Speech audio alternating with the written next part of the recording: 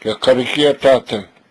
Wawahia rā tūru tapinu e tanga o i o matua kore i te wāhingaro. Tū wheretia kia rangi nui tā maua kia papatua nuku tau awhia rā te tupua e whakaata maine.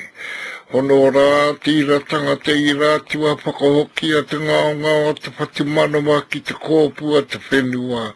Hei mura mura toha ki te whaiao ki te ao marama. Tui ture whiti whakamaua ki a tīna, haumi e hui e tae ki e.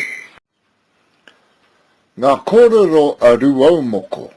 Hāruru kou ana te tinana Ruaumoko ki te rūpaku ki a orite ki te pokapū a tamanui te rā.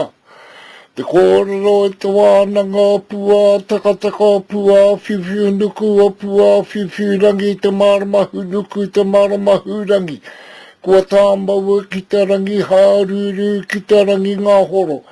Te pakutanga o te ukaipo, a papatua nuku rua ki ai te tahe puia, kia rere ki uta, kia rere ki tai.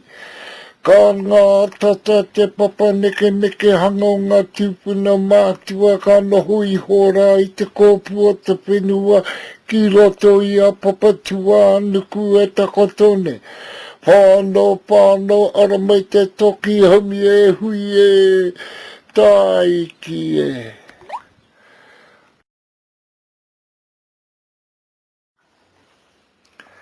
Ngā kōrero whakamārama a Ruaumoko. The tremor of Ruaumoko, her body rumbles, likened to the central heart of Tamanui Tara. The spoken words of the wānanga, of the sacred turning world, of the sacred revolving planets, of the sacred world of turbulation, to the sacred planets of illumination, to the sacred universe of enlightenment, to the arrival of Rangi Haruru to Rangi Ngāhoro.